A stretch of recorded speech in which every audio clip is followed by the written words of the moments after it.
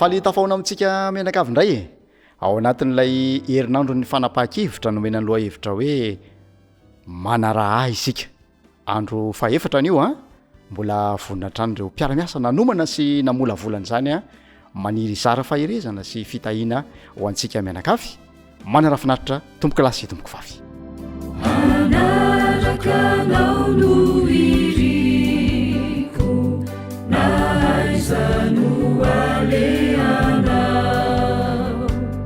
Jesosy izay reno tiako andeha eo anilanao isanandro sy isanora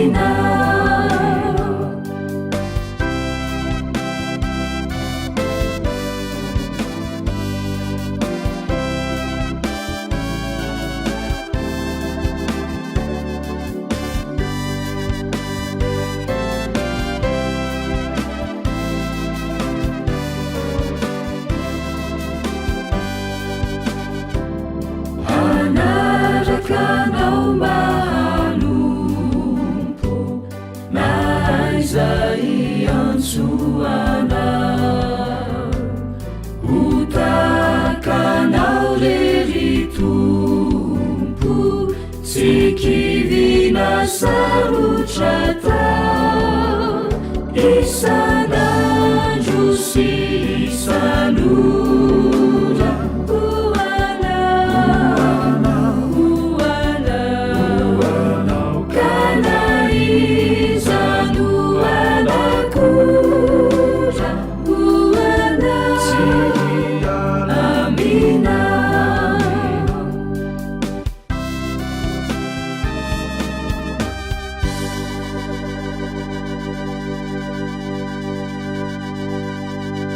rankizy io tonga amin'ilay fotoana mahafinaritra be indray isika dia efa andro faefatra sahady miazakazaka be fotoanantsika faly miarabantsika tsirairay avindray natratra n'izao fotoana izao fifaliana foana dia fifaliana trano mandrakariva ny ferahantsika eto dia ndao ifanofahofantanana indray isika ho mariky ny fihabarabantsika tsirairay avy isanandro sanandro isika dia manana loha hevitra vaovao foana izay atolotra mitiavana be antsika tsirairay avy andraindray dia hoe anaraka anao mba hianatra ny teninao dany averintsika anaraka anao aho mba hianatra ny teninao tsikaritra ve rakizy fa rehefa mitodika any amin'ny taramasoandro ny voninkazo iray dia tena mahazo hery izy ireo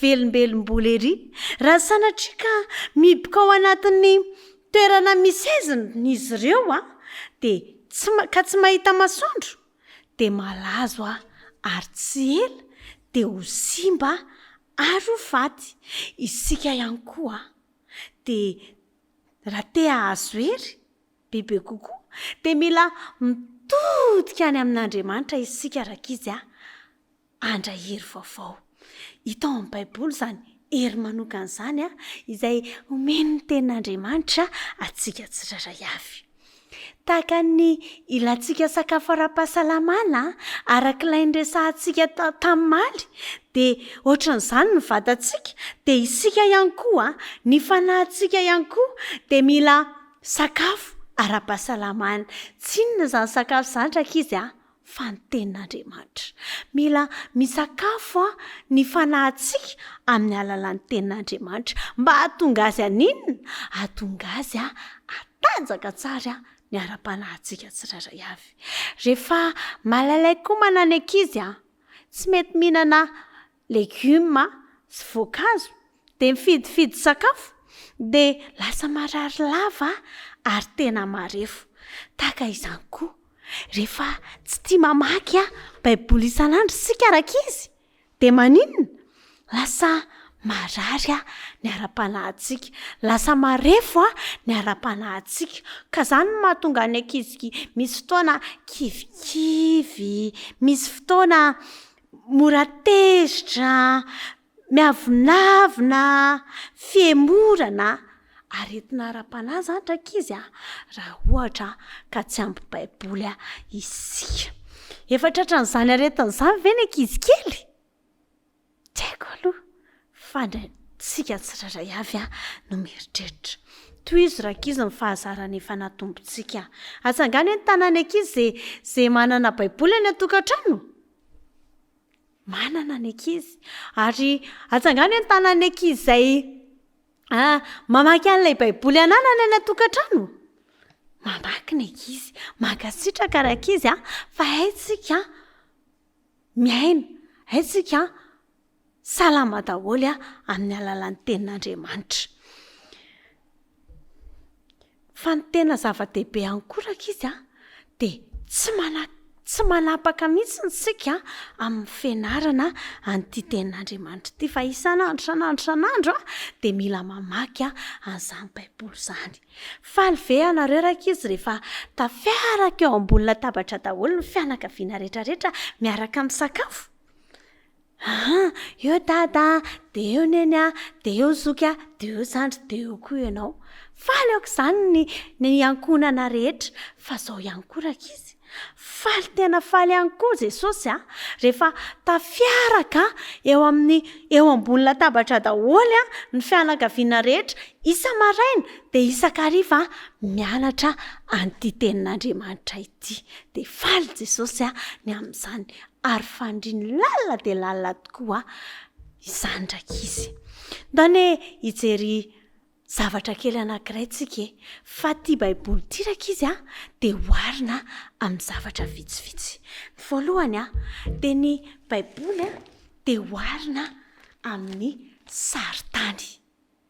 Mba fantatrareo hoe inona no ilaina an'ity saritany ity? Raha ohatra izao tsika ka eto Antananarivo ka tsy mahita lalana tsika andeha ho any Fianaratsoa, dia ao anatin'ny saritany no ahalalantsika hoe miala eto Antananarivo isika dia mandalo any Ambositra, dia mandalo any zany Ivato zany dia mandeha eo amin'ny Bomasoa, dia farany tonga aiza? Farany tonga any Fianaratsoa.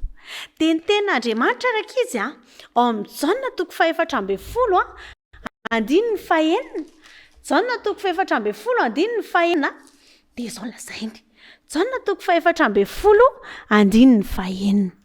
Izao no lazainy amin'ny anaran'i Jesosy. Hoy Jesosy taminy, izao ny lalana sy fahamarinana ary fiainana. Tsy misy olona makany amin'iray afa-tsy amin'ny alalako. Averiko indray mandeha. Hoy Jesosy taminy, izao ny lalana fahamarinana ary fiainana, tsy misy olona makany amin'iray afa-tsy amin'ny alalako. Jesosy rakizy no lalana sy fahamarinana. Jesosy ny afaka manoro antsika tsirairay avy ny lalana izay tokony alehantsika. Tsy aiza izany fa ity baiboly ity no manoro hoe ato Jesosy dia manoro ny lalana izay alehantsika. Izay ny amin'iny rakizy, fa ny baiboly ihany koa ity baiboly ihany ity dia oharina tahaka ny sabatra. Miady isika rakizy eto amin'ity tany ity. Marobe ny fahavalo izay ampiasain'ny Satana amin'ny te-hanantsika tsirairay avy. Ka Satana dia tahaka ny liona izay mierina dia mitady izay ho harapany.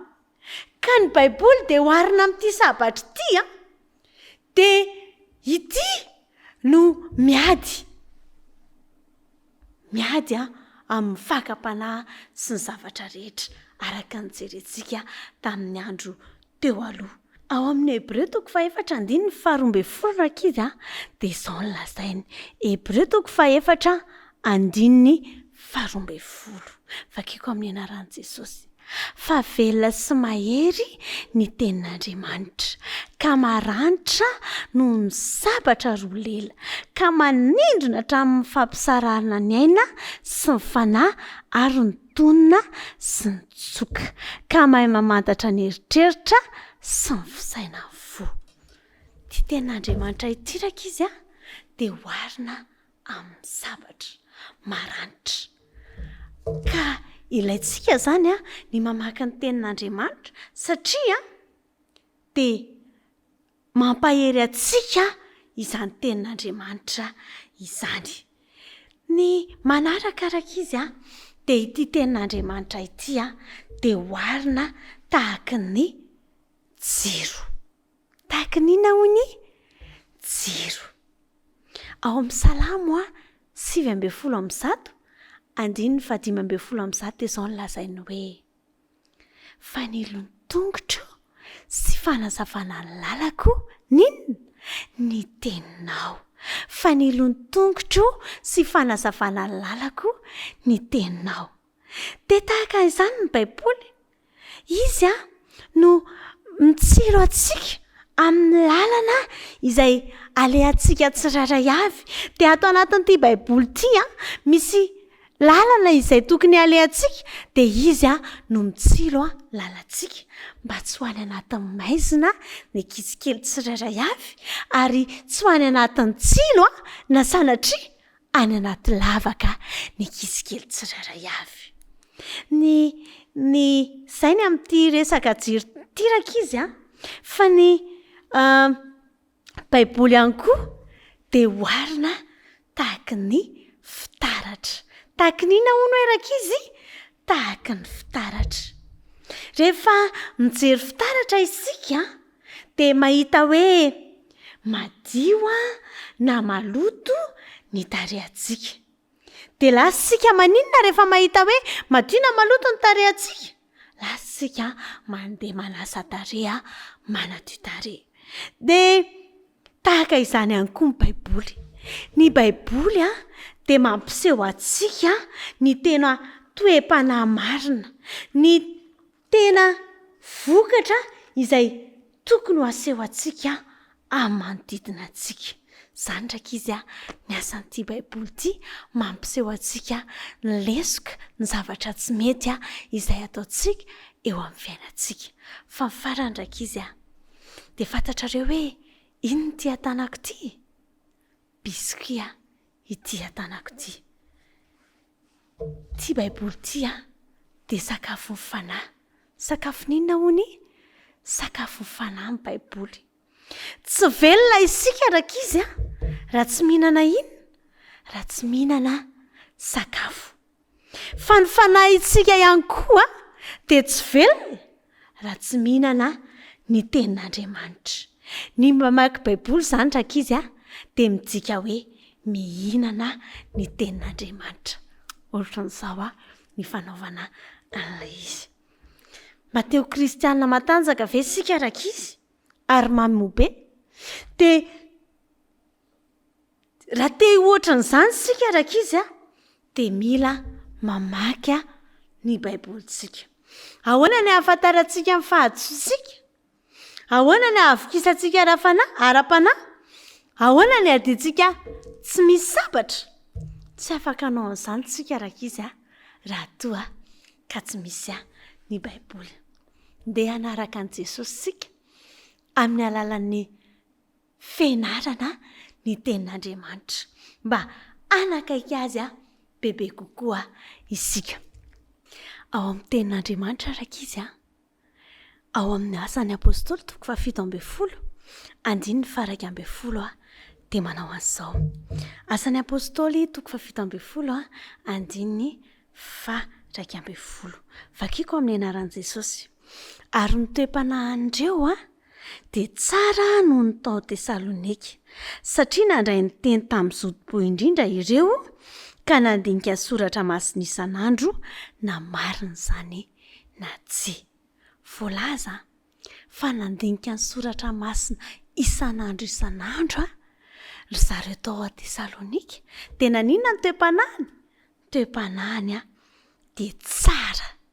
tiatsika veraka izy mba ho tsara ny toe-panahintsika ndao isika andinika ny tenin'andriamanitra isan'andro andray ny baiboly isan'andro isika mba hahatonga atsika ho velona ny ara-panahintsika tsiraray avy rankizy eo manasanao Jesosy androany ndao anaraka an' Jesosy hiaraka hianatra ny tenin'andriamanitra amen.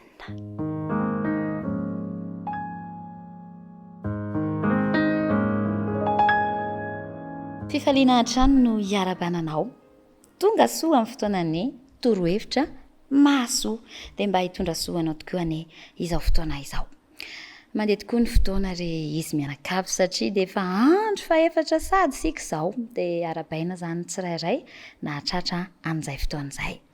Androany dia hiresaka indraisika mikasika ny hoe fifanolorana fitiavana hatrany. Miresaka ny fiainan'ny mpiray-ankonana izany loha hevitra izany ko manasanao indray ary mba hanaraka hatramin'ny farany ary indray ny torohevitra hitondra soa ho anao sy ny ankonana izay misy anao. Fifanolorana fitiavana hatrany. Ny hevitra voalohany dia ny hoe mba hitehirizana ny fifankatiavana, ny fitiavana zany dia kolokoloana zany ary asaina androsoana ao atokantrano Jesosy ary tehirizina ny ranon'ny fitiavana mba tsy ho ritra, mba tsy ho lany. Dia ahoana ary ny iainana an'izany mba tsy hahatonga ny ranon'ny fitiavana ho ritra dia ilaina ny manavao azy hatrany hatrany ka raha te hisoroka ny fisaraham-bazana, ny fisaraham-panambadiana ohatra, ny fisarahan'ny mpiray-ankonana dia ny tsara indrindra dia tsy miara-mipetraka amin'ny rafozana na ny fianakaviana rehefa manambady. Izay zany izao ho an'ny manatokantrano. Ny fiainan'ny mpivady na ny fiainam-panambadiana manko dia araka ilay anarany hoe tokantrano zany hoe trano mitokana mihitsy ary lavitra koa ary raha azo atao. Dia izay manoro tokantrano dia mila manatanteraka ny fepetra rehetra mba hatokantrano azy marina arak'izay anaran'izay zany hoe ny fahaleovantena no tiakambara. Anatin'izay zany hoe toe-bola mahaleotena ho an'ny vola miditra sy ny voaka ary koa indrindra fahaleovantena eo amin'ny fitsipika fifampifehezana sy fanapahan-kevitra. Ka izay olona hafa koatra ny mpivady ka miara-mipetraka na mivahiny ao amin'ny tokantrano anankiray zany dia tokony hahatsapa tsara mihitsy fa hoe vahiny izy ny ao amin'ny tokantrano io ary torohevitra ho antsika rehetra mihitsy ny hoe ezahana sorohana raha azo atao ny hoe fandalovana sy fivahinanana matetika eny fa na dia ho an'ireo namana na ho an'ireo olom-patatra akaiky ny mpivady na ny tokantrano anankiray aza izany. Ka arak'izay azo atao na ny sanaka ary ho an'ny tokantrano izay efa misy dada sy neny sanaka zany arak'izay azo atao dia tokony anana ny efitrano manokana ny sanaka arak'izay azo atao arak'izany torohevitra izany. Faharoa torohevitra ihany koa ny hoe fadiana ny tsy maneho fitiavana na mampiseho ihany nefa tsy ampy ny fanehoana azy. Mba maneho fotsiny dia tsy ampy akory. Foana anie ilay fitiavana rehefa tsy aseho ary tsara ny manamafy fa ny vehivavy zao ohatra raha eo amin'ny resaka fifandraisan'ny lahy sy ny vavy dia ny foronina avy amin'ny taolatehizan'ny lehilahy, tsy avy amin'ny tongony ka hoe ho hitsakitsahana na avy amin'ny lohany ka hoe hololohavina fa avy eo ampovoan'ny vatany mba hitovy tantana aminy, eo ambany kelin'ny sandriny mba ho arovany, akaiky ny fony mba ho tena ho tiaviny arak'izay tokoa. Ka hoy ny filaza izay hoe mba aza mampitomany vehivavy dia mety misy koa ny hoe mba aza mampitomany lehilahy fa isain'Andriamanitra ny ranomasony. Dia toy izany koa mantsy ny tsirairay ao amin'ny mpiray-ankonana aoka tsy hisy ifanao izay mampalahelo fa ny fitiavana no aoka ho aseho amin'ny lafiny rehetra amin'ny fifandraisana. Dia izao zany hoe azo aseho amin'ny fiteny, amin'ny fijery, tsy hoe vao mijery anao ny olona dia masonao mifitirika be mampititsoaka. Azo aseho amin'ny fihetsika, mety koa amin'ny fanomezana sy ny sisa fa ny fitiavana dia tokony ho aseho na ho amin'izany endriny izany na ho amin'ny endriny hafa. Dia manokana mihitsy fotoana mba hanehoanao fitiavana ny mpiray-ankonana aminao. Rehefa manambady ianao dia manokana fotoana mba hanehoanao fitiavana amin'ny vadinao, mba hisintonanao ny fitiavany ihany koa ary tadiavo mihitsy ny fomba rehetra mba hifankatiavanareo. Ka mikaroha foana zany fomba ilay tsy mahazatra mihitsy koa ny mahafinaritra mba ny fanehoam-pitiavana. Dia tenyizao zany dia resahana ihany koa an'ireo izay mba hanoro tokantrano ao aorianao mba ho fantany sahady anorena ny fitiavana ifanolorana trano koa ao amin'ny tokantrano izay izy azy. Akoatr'izay ho an'ny efa manatokantrano mba hiarovana ny fisarahampanambadiana sy ny mety eo fisarahana dia fadina ny fisarahan-toerana maharitra fa ny fisarahana teo amin'ny adamasievana ohatra zao no antsana lalina ka natonga ny fahotana ho lasa tafiditra teto an-tany dia ohatra iray hafa ao amin'ny baiboly ihany koa zao ny milaza fa nisy naka ny vadiny Samsona satria hoe nilaoza ny fotoana maharitra. Boky mpitsara ihany koa misy an'izay toko 7:10 fa 7:10 tapany bikatra amin'ny toko 5:12 tsy tsara ny fisarahan-toerana maharitra loatra fa ny zavatra mety izy zao mantsy dia mety hoe mety ho asa le izy na iraka tsy maintsy atao any an-tany lavitra na mety ho fianarana na fiofanana mpandrosoana ny asa na mety ho fialamboly ihany koa mety ho fitondrana voaka na tsy fahasalamana na antony hafa fa izao arak'izay azo atao aza misaraka toerana ela loatra dia aza dinoina amin'ireny fotoan'ireny indrindra manko raha reo ohatra ny tany saina ireo ny tena ilana ny anilany mba hanoana anao raha vady zany dia ilana ny vady ho eo akaiky ho an'izay efa manambady ny mpiray-tam-po ho an'ny mpiray-tam-po namana ho an'ny mpinamana ifanohana amin'ny zavatra izay atao. Torohevitra ho an'izay efa manatokantrano hoe tandremo anie ny toeran'ny namana manoloana ny tokantrano ny fifandraisana amin'ny namana mazana manimba ny firaisan'ny fanambadiana ary misy fotoana tsy misy antony ilazana amin'ny ankilana izay ataony tena miaraka amin'ny namana fa tsy hoe entina ho araraotina koa nefa izany ka hanaovana zavatra tsy mety ary tsy filaza amin'ny namana daholo ihany koa ny zavatra rehetra mitranga na ny fiaina-tokantrano izany hoe ny ao amin'ny tokantrano izany. Ny asa sy ny mpiara-miasa dia matetika mahatonga olana eo amin'ny vady ihany koa raha ho an'izay efa manatokantrano satria tsy fiteny ohatra zao ny hoe asako izany na hoe asanay izany fa manjary lasa mampisy elanelana mety hanimba ny fifandraisana izany. Ilaina ihany koa indraindray ny mitantara mivady ny olana sy ny fifaliana any amin'ny asanao any raha efa manambady ianao na ny mpiray-tam-po aminao na ilay miray ankonana aminao eny fa na dia sarotra aminy aza ohatra ny hahatakatra na ahazo izay tianao ambara fa ho firaisampo ho fanehoana izay hoe fifanohanana fifankatiavana izay no anton'izany rehetrarehetra izany ka amin'ny zavatra rehetra ary eo amin'ny fifandraisanao amin'ny tokantrano ao izao azo izany hoe micomprendre hoe ny teny frantsay ny fiovana misy eo tokantrano na eo amin'ny ankilany satria tsy voatery hamiratra foana tsy akory ny masoandro ao atokantrano ary indraindray mety misy ny olana mety olana arabola mety ho tsy fisinasa mety ho aretina na zavatra hafa dia ireny fiovana ireny mety ho amin'ny tsara ihany koa mety hoe bevoka na misy arena tampoka na zavatra hafa dia ireny fiovana ireny mitondra zavatra hafa fa tokony fampicomprendre hoe ny teny frantsay mahazo tsara ny zava-misy dia mitohy tsara hatrany ny fifandraisana ao atokantrano ao. Dia torohevitra tena sarobidy ary anisan'ny lehibe indrindra dia ny hoe ho an'ny mpivady ho an'ny mpiray ankonana soroiny tsy fahampiany vavaka ao atokantrano indrindra eo amin'ny mpivady manokana ny fahatsarana ny fahasambarana eo amin'ny fifandraisan'ny mpivady dia miankina be dia be indrindra amin'ny fifandraisan'ny tsirairay amin'Andriamanitra. Raha samy manantona ny Kristy manko ny rotonta dia mifanantona ho azy ihany koa izy roa toy ny faribolana ka Kristy no ivo eo ampovoan'izany ka raha fitinina zany ry namana dia tsotra ihany ny vahaolana ny fametrahana an' Jesosy ho ivo ny tokantrano no hanome fitiavana ka ahafahana mifanolotra fitiavana hatrany hatrany. Raha Jesosy ary no vato lampihorenan'ny tokantrano dia haritra tokoa izany tokantrano izany ary aina anaty fahasambarana dia ny ity sahady. Ny faniriana dia hoe ny tokantrano misy anao dia ho tokantrano mifanolotra fitiavana hatrany ka na ho an'ny efa manambady izany na tsy mbola manambady fa miaina miaraka amin'ny olona dia mba hiaina sambatra satria hifanolorana fitiavana izany rehetrarehetra izany dia misaotra anao sahady anaiky hiaina ny fiainana mifanolotra fitiavana. Andriamanitra anie ameny fitiavana ny fiainana ao hatrany. Raso.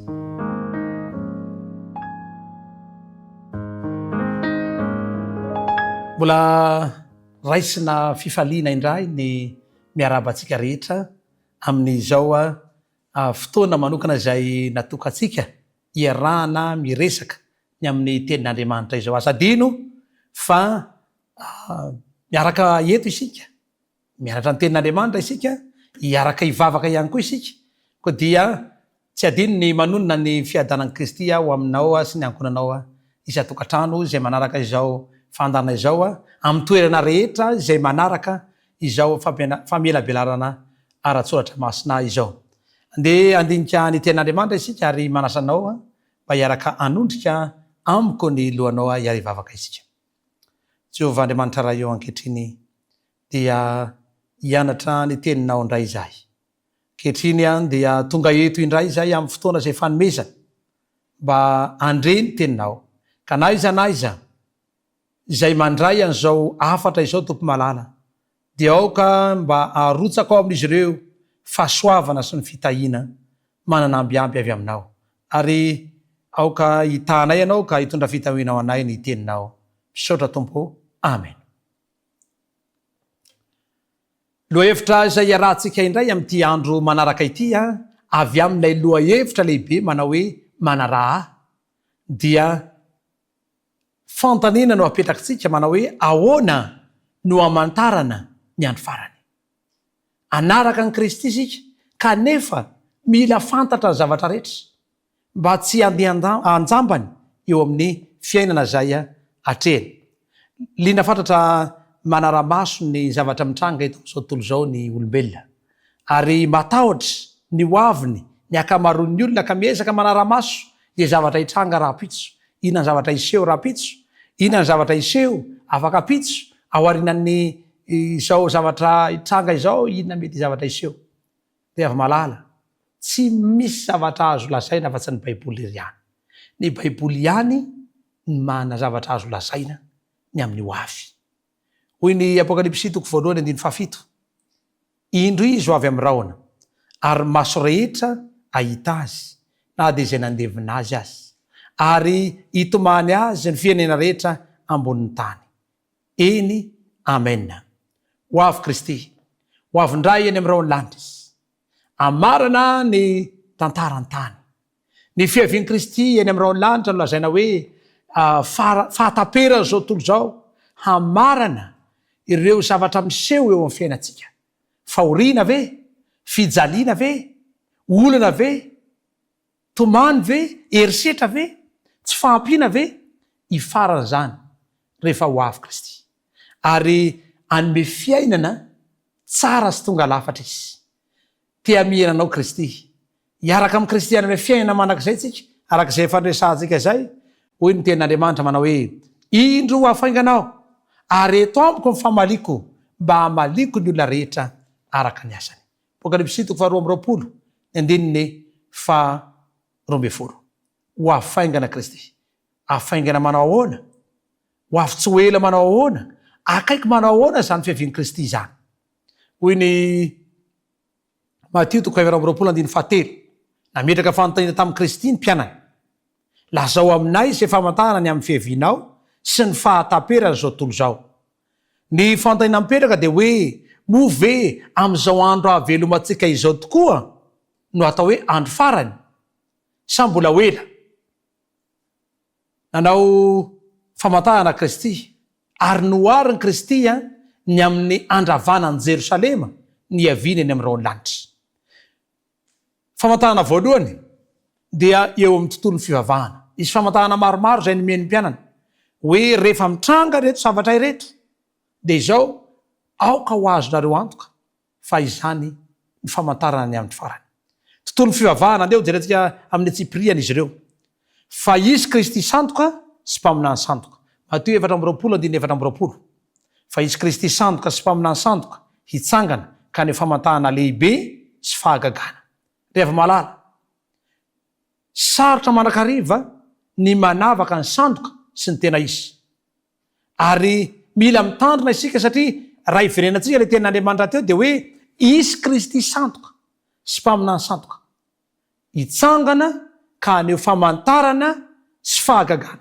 Ny fomba fiasan'ny sandoka ary fomba fiasan'ny devoly zany dia ny famantarana sy ny fahagagana. Apiasa amin'ny fomba rehetra fahagagana izy. Ny Kristy sandoka dia ny fahagagana sy famantarana io no enterany. Ary raha mijery isika dia miezaka manao an'izany rehetra izany mba ahazona misitin'olona maro no fomba rehetra atao mba ahazona mandresy lahatr'olona kanefa Kristy rehefa nanao fahagagana dia namepetra ny olona manao hoe aza milaza na amin'iza na amin'iza ninoninona zavatra nitranga teto aza lazay fa amin'izao fotoana izao a dia miezaka ny devoly mba anaparitaka sy hamitaka ny olona ny sain'ny olona amin'izany rehetra izany dia hoy ny apokalipsia 4:7 manao hoe fafanahany demonireo ka manao famantarana sady makany amin'ny mpanjaka n'izao tontolo izao.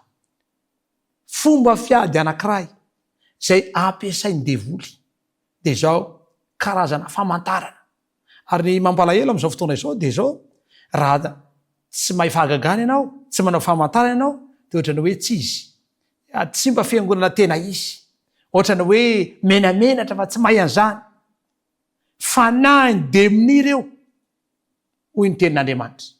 Ny fanahiny demoni zany dia mahay manao famantarana sy fahagagana maro ka aoka hitandrina isika satria tsy haitsika ny tena izy fa ny tanjona izy ireo dia anangona ho amin'ny adiny ny andro lehibe n'Andriamanitra tsy toa dia toa isy fifoazana sandoka tena mahery vaika ary mafana dia mafana dia heverina hoe izany ny tena izy. Apokalipsia 3:7 hoy ny tenin'Andriamanitra ary manao famantahana lehibe izy ka dia mampidina afo avy any an-danitra ho amin'ny tany eo mason'ny olona ary mamitaka izay monina ambonin'ny tany amin'ny famantarana izay nomena ataony. Mamitaka amin'ny alalan'ny famantarana sy ny fahagagana fitaka zany aoka tsy etehitra amin'izany isika fa aoka etehitra amin'ny fahamarinana. Ny fahamarinana ihany tsy mamitaka fa ampiasain'ny devoly ny karazana fahagagana sy famantarana endriny maro samihafa mba amitahana antsika ka aoka ry avy malala hitandrina ry mpiainy malala hitandrina mitandremy ianao fa mpaminany sandoka dia tsy mba misy famantarana ary tsy mba manana taratasy filazana hoe mitandrema fa izay mpaminany sandoka. Famantarana faharoa dia eo amin'ny tontolon'ny politika hoy ny tenin'Andriamanitra ao Matteo 7:9 ary andre ady sy filazana ady ianareo. Efa nolazain'i Jesosy mialoha mantsy fa isy ny fifanandrianana iraisam-pirenena manerana n'izao tontolo izao hoy ny voalazan'ny tenin'Andriamanitra ao amin'ny Matteo 4:7 fa isy firenena hitsangana amely firenena ary isy fanjakana hitsangana amely fanjakana. Tsy magaga raha misy ny fandrafiana eo amin'ny firenena eo amin'ny samy fanjakana manongana dia manangana dia mivadibadika eo efa voalazan'i Kristy fa melohany haviny dia izany ny zavatra mitranga. Isy fifandrafiana isy ady ary tao anatin'ny 720 dia mahery ny 20 tapitrisa ny maty vokatry ny ady. Ataony fifanarahana fifandraisan-tanana ho an'ireo mpitondra ho an'ireo zay mana fahefana kanefa arakaraka izany fa maika mitranga ny ororo mitranga amin'ny faharavana mitranga amin'ny fahampiteny ary zany rehetra izany dia famantarana ny amin'ny fiavian'i Kristy. Famantarana fahatelo dia amin'ny tontolon'ny natiora. Voalazan'ny tenin'Andriamanitra fa isy toe-javatra hitranga mialohan'ny fiaviana ao ny haitrano tondradrano etseroa izay tsy mahagaga raha manaraka ny filazam-baovao tsika dia feno ny tondradrano tanàna rehetra faritra rehetra misy ny tany Orlando tany États-Unis misy ny tany Espagne vao tsy ela akory zay misy ny tany Londres zay iarahantsika mahita mitombo be tsy mitsahatra ny tondradrano ary raha tsy hijery manokana isika ny tany tsunami tamin'ny tondradrano tsunami tany Azia tamin'ny 9 Desambra 2004 tao anatin'ny 1 minitra monja 3 alina sy 4 hetsy ny maty vokatry ny tondradrano. Fahampitehana miopapana faharavana sy takatry ny saina ny rivo-doza misesisesy isa-taona zany rehetra zany tsy kisendrazetra fa maneho faharavana maneho fahampitehana ary hitatsika fa mitombo andro amanalina ny faharavana ateraky reny tondradrano izay mitranga ireny. Filazam-baovao dia ahitatsika fa mitombo mandrakariva ny famantara ny amin'ny fiaviany. Izany rehetra izany dia miseho milaza fa efa akaiky ny tompo. Ny mosary ao amin'ny Matio 7:7 dia hoe ny tenin'Andriamanitra ary isy mosary amin'ny tany samihafa. Efa noresahantsika teto tamin'ny andro tany aloha fa miaina ao anatin'ny tsy fahampiana sakafo ny olona, miaina ao anatin'ny tsy fisina ny olona, fantrana ny olona, ary indrindra fa vahoaka maro no miaina ao anatin'izany. Isika aty amin'ny faritra Afrika, isika eto Madagasikara dia ao anatin'izany betsaka ny miaina ao anatin'izany hoe kere tsy ampy. Araka ny tatitra firenena mikamana dia firenena 30 aty Afrika tsy ampy sakafo, ary ray amin'ny olona enina ny maty vokatry ny tsy fisikana. 3.5 tapitrisa isa-taona ny maty vokatry izany anoanana izany. Isan'andro dia mahatratra any amin'ny 1 alina any no maty ateraky ny tsy fahampikanina. Riava malala betsaka ireo tatitra izay omeny ny aina manjery, ireo tele maro samihafa, ny TF1 izay milaza fa any amin'ny toerana maro samihafa dia tsisy rano ao anatin'ny 40 andro, 40 taona, dia tratrany tsy fisikanina ny olona, tsy manan-koanina, fa dia tonga ireo malala-tanana mba mizara, mba manome, mba manampy. Ary izany no zavatra misy, miaina ao anatin'ny tsy fisina izy. Dia malala izao zavatra iainantsika izao dia mampiseho fa efa akaiky fiavian'ny tompo, miaina amin'ny andro farany isika. Ny famantarana manaraka dia ny horohorontany. Manao ahoana isy horohorontany ve sa ahoana? Ahoana ho ny tenin'Andriamanitra? Mateo 7:7 ary isy mosary sy horohorontany amin'ny tany samihafa. Ho avy ny horohorontany. Raha tsy resaka fotsiny isika horohorontany lehibe izay tsy ela akory zay tamin'ny taondasy, izay namotika tanàna maro tany Turkia, tany Syria, izay tena natanjaka dia natanjaka izany faharavana izany. Maro ny olona maty, maro ny zavatra potika, ary toerana rehetra nisy atsika dia mitombo mandrakariva ny tahotra ateraky ireny horohorontany sy faharavana ireny. Mitombo ny fahampitehana. Famantarana eo amin'ny tontolon'ny fiarahamonina dia hitantsika fa mitongana ny fiarahamonina, simba ny fiarahamonina, potika ny tokantrano, simba ny fotom-pisainana izay tena maha-izy azy, ny fiainam-pianakaviana potika, mpisarabady etsy, mpisarabady eroa, mandeha ny fampirafisana. Ao anatin'izany mampalahelo fa betsaka ny tokantrano miaina tsisy reny, tsisy ray. Mampalahelo ny ankizy. Ary fotom-pisainana mihitsy nefa mia simba koa ankehitriny. Simba ny fotom-pisainana satria miaina tahaka ny biby ny olona. Lasa ny biby no lasa ataon'ny olona hosolona fanambadiana. Ao indray miaina samy lehilahy, simba ny fotom-pisainana. Hoy ny tenin'Andriamanitra ao Mateo 7:7 sy 8:30. Fa tahaka ny tamin'ny andron'ny Noa dia tahaka izany ny fiaviany zanak'olona. Inona moa ny zavatra nitranga tamin'ny andron'ny Noa? Riava malala. Tahaka ny tamin'ny andron'ny Noa mbola tsy tonga ny safodrano, ny hinana sy ny sotro ny olona, napakabady, namoaka ny ampakarina, mandra-piavy ny andro ny diran'ny Noa tao amin'ny sambo fiara. Moa ve tsy izany ny zavatra hitantsika amin'izao vaninandro iainantsika izao? Tamin'ny andron'ny Noa mihinana, misotro ny olona, ary amin'izao fotoana izao isaka ny mivoaka ny elakelan-trano ianao, voaka ny trano ianao, dia tsy misy afa-tsy sakafo amidin'ny olona, feno sakafo eraky ny sisin-dalana rehetra, ary misy olona mihinana foana, hihinana, hisotro ny olona. Raha anao fivoriana ianao ka tsy mba misy sakafo kely raha mihinana, tsisy olona tonga eo, Izany rehetra izany de milaza fa zava-dehibe amin'ny olona ny sakafo.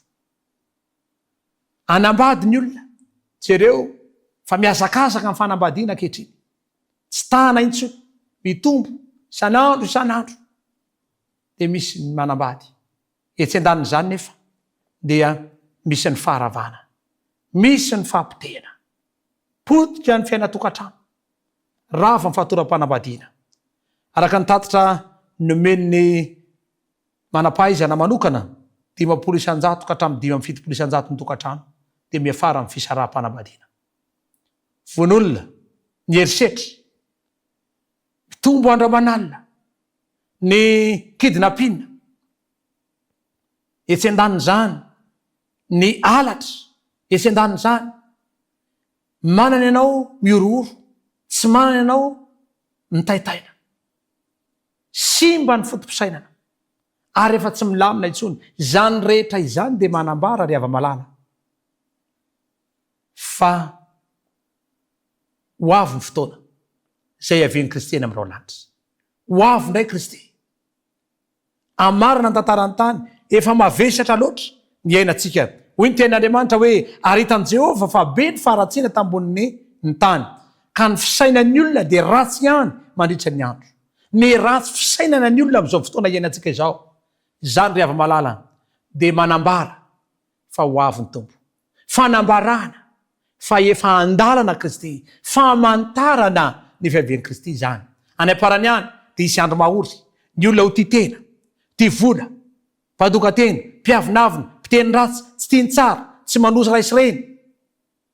Izany rehetra izany dia manambara fa andro farany izao ary efa manjaka izany. Mialohan'ny hiavian'i Kristy eny amin'ireo lanitra dia tsy maintsy ho toriana ny filazantsara. Manao ahoana ny fitoriana ny filazantsara? Ato 4:20. Ary ho toriana amin'izao tontolo izao ity filazantsara ny fanjakana ity. Ho vavolombelon'ny firenena rehetra dia vao tonga ny farany. Arak'izany tenin'Andriamanitra izany dia mametraka amintsika ny Baiboly fa ny fitoriana ny filazantsara no mamarana ny tantara, ary izany sisa no andrasana, izany sisa no tsy tanteraka. Kanefa raha mijery isika dia efa miparitaka amin'ny vazantany efatra ny fitoriana ny filazantsara, ary izany no antony izao fitoriana ny filazantsara izao.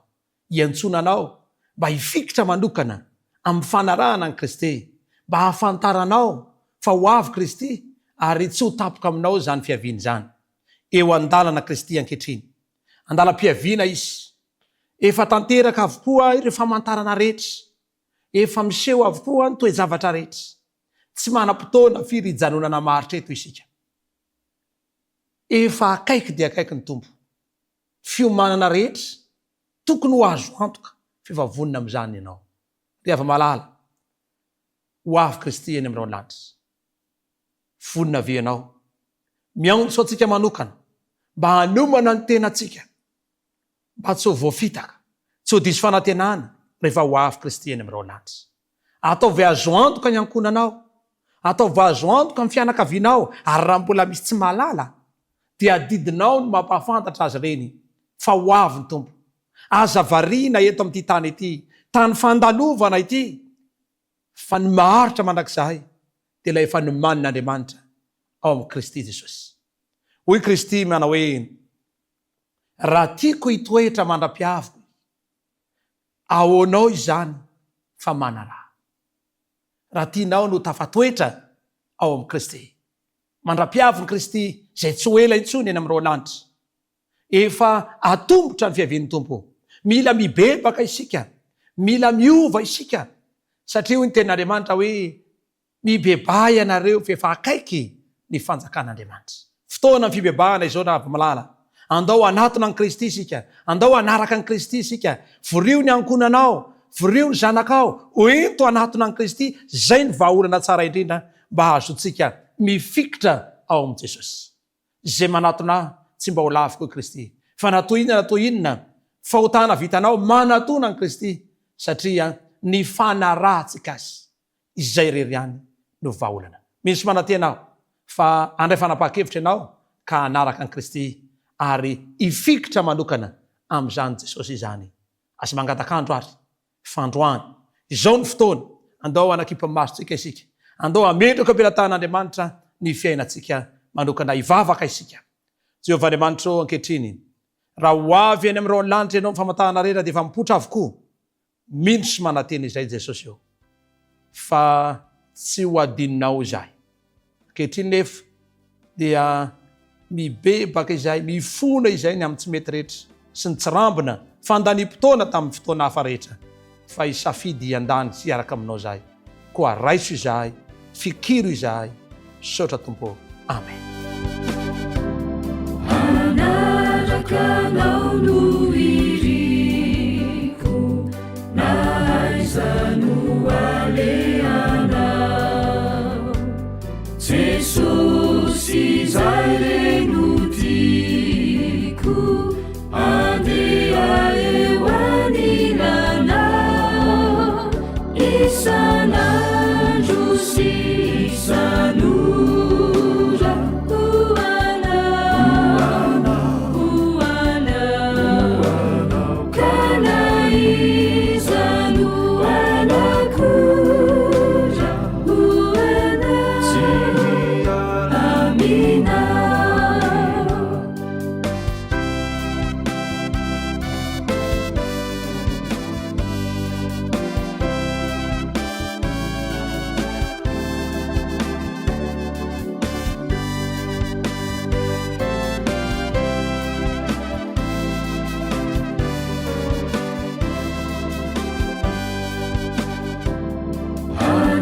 Anarakanao mahalompo, nahaizay antsoanao, hotakanao rery Tompo, tsy kivina sarotra tao,